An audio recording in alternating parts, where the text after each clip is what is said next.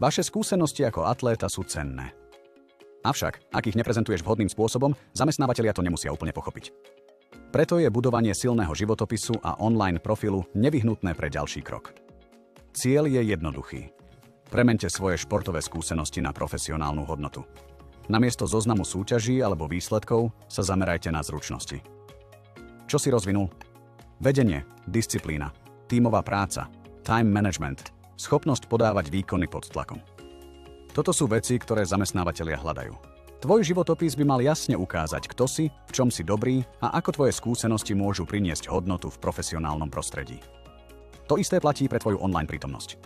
Či už je to LinkedIn alebo iná platforma, tvoj profil by mal rozprávať tvoj príbeh jasným a sebavedomým spôsobom. Nielen ako atlét, ale ako budúci profesionál. Zameraj sa na svoje silné stránky, svoju mentalitu a svoj potenciál. Udržuj to jednoduché, štruktúrované a autentické.